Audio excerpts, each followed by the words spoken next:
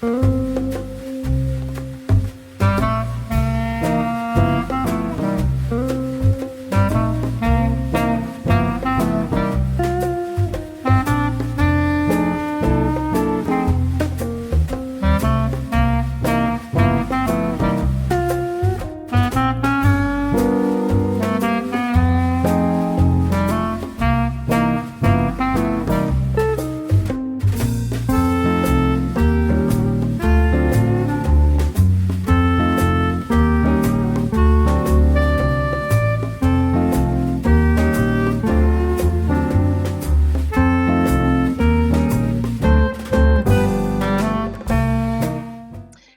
and welcome to another episode of Cal Conversations. I'm Beth Hadfield, the activity coordinator at the Center for Active Living. Today, our show is going to be all about volunteering, and I have with me my coworker and friend, Margaret Martin, who is the volunteer coordinator. Welcome, Margaret. Thank you, Beth. I thought we would talk a little bit about Margaret's background and then delve into volunteering at the Center for Active Living. So, Margaret, do you want to share a little bit about your background and when you began working at the Cal? Sure. I started working at Cal last August 16th of last year. Prior to that, I was a science teacher in middle school and actually here in Plymouth at PCIS for many years. And I retired in January of that same year, 2022, and then started here in August. Well, we love having you as part of our team. You are Beth. amazing and you're quite a ray of sunshine. Can you tell me at this time approximately how many volunteers the Cal has? Sure. Yeah, we have a lot. We have about 350, upwards of 350 volunteers on the books. But any particular week, we probably have between 150 and 250 volunteers that are actively working through the Cal, volunteering for various things. Last year, in fact, in 2022, the volunteers for Cal provided the equivalence of $750,000 in volunteer hours here at Cal. It is incredible. And I know, as well as you know, that we could never do all the things that we do without all of the volunteers that we have. No, not even close. It's not even close. We know that. We know that. We do.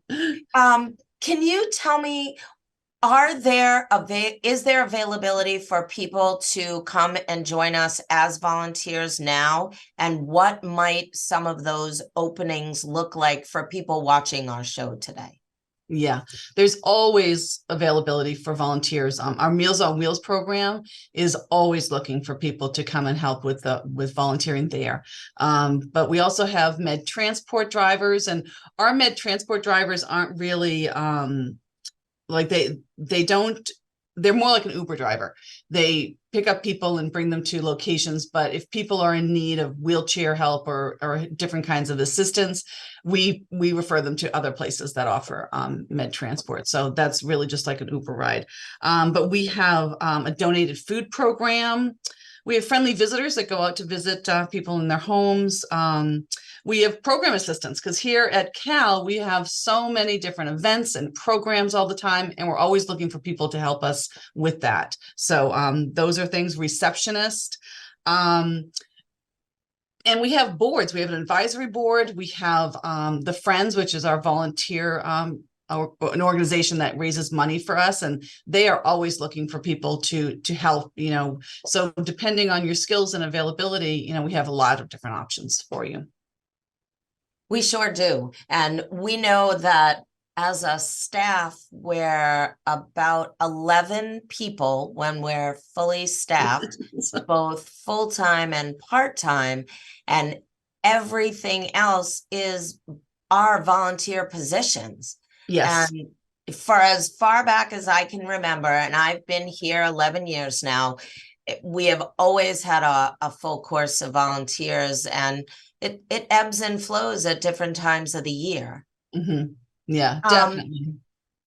if someone watching wanted to know right now, I know we gave a list of every single thing that we have. Are each and every one of those positions that you talked about, Meals on Wheels driver, cafe help, Meals on Wheels prep,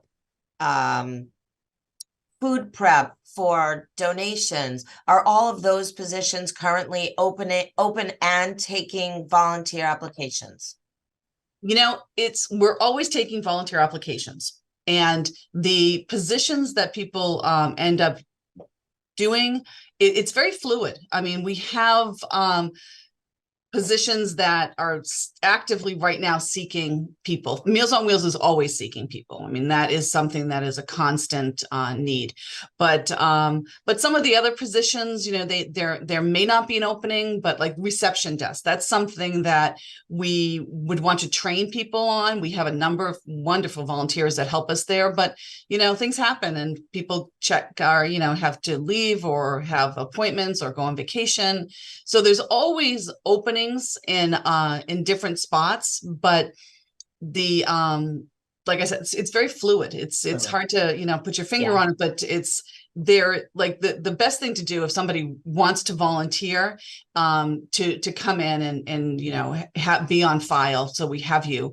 But also a lot of times people will come in and they have a very specific want, like they just want to do this or that, you know, and other people come in and they're like, I'll do anything. You know, so it's very changeable, and sometimes people that are so sure that they want to do this one thing end up being exposed to something else and say, oh, I love this and I want to continue. So it's hard to say exactly, you know, Meals on Wheels always is something, you know, but you know, it's hard to say exactly because it's constantly changing, but you know, as long as your interests are clear to me and I know what you want or what you think you want or be interested in, then we can always work around your schedule and figure out where you fit in, you know, and what works for you and what works for the center. Perfect. What would you say the benefits are of volunteering? And because you listen to a lot of people really on the daily talk to you about volunteering, wanting to and being part of a larger group. Right. Yeah.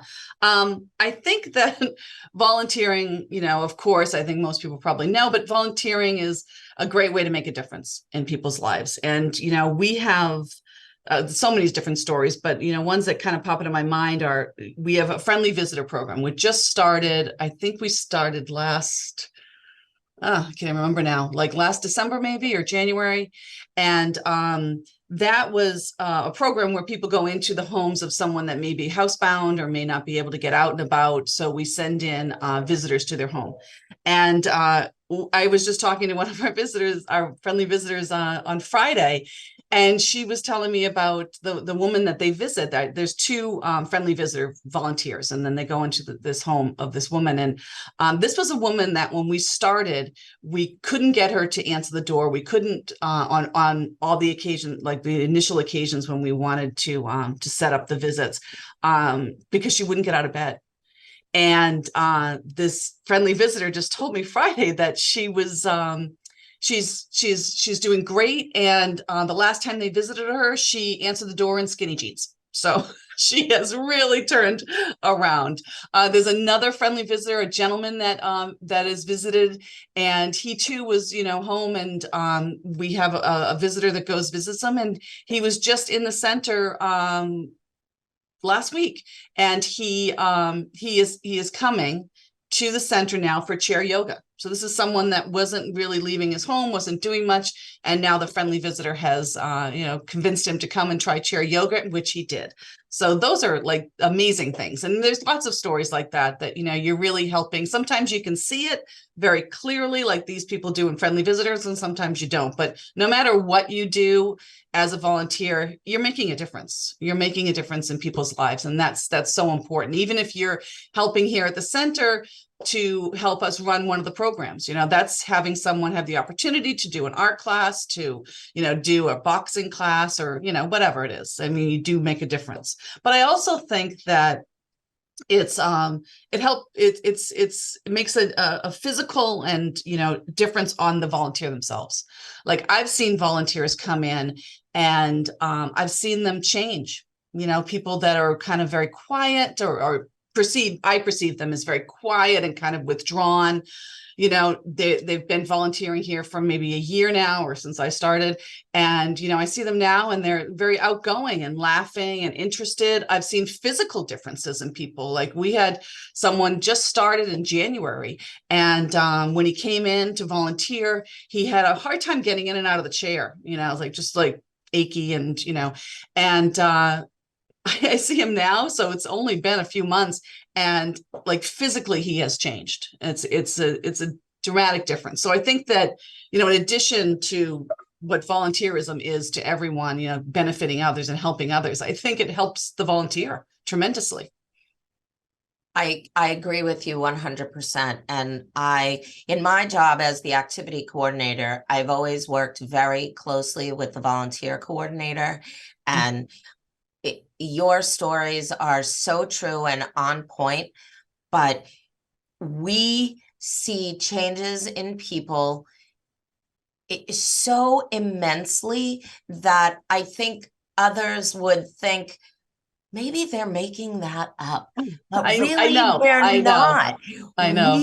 People become that person. They Yeah, become somebody who they either become someone or go back to being the person they used to be before they started volunteering, yeah. because they used to be very lively and then they retired and maybe they stayed home for a little while. And Mhm. then they saw differences in themselves, but coming here and volunteering have brought back that person of the past, that outgoing person that really wanted to be with people and be helpful.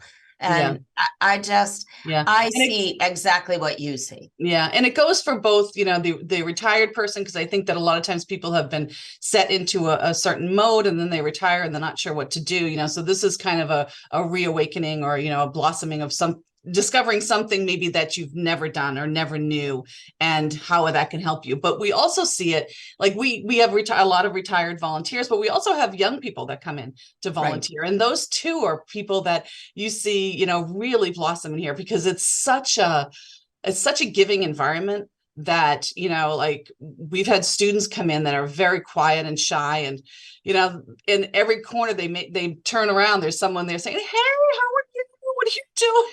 It's just adorable. And they just, you know, you can really see the kids just benefit from it, and the seniors benefit from it, you know. And in addition to our seniors that are volunteering too, like they have such a, you know, it's like as a teacher, you know, I would see, you know, a kid, you know, really come to life when you are able to explain or teach them something new, or when they find that they have an interest in something. And I think that's the same thing that happens here. People come in, they want to volunteer. Sometimes, you know, they're just like, oh, I think I should do this because I should do it. And then, you know, they get here and they realize, oh my God, you know, this is helping me too. And this is something that I am benefiting from. So it's a win-win. You are 100% right. It is a win-win. And before we close today, I wondered if you could just explain in the short version what the process is if someone watching our show today is interested in volunteering. What is their next step? Yeah, super easy. Give us a call, come by the center, maybe come by the center because the center is beautiful, but just give us a call or come by the center and I can talk to you and show you what we have. We can talk about what your skills are, what your interests are, kind of match them with what kind of opportunities, or we can create something new based on what you have to offer. So just any of those, come by and fill out an application and we can go from there. All right. Margaret, thank you so much for joining me Thanks, Beth. today. I think we gave our community a lot of information, and I'm really hoping that we see more people in the community come on in and Yes.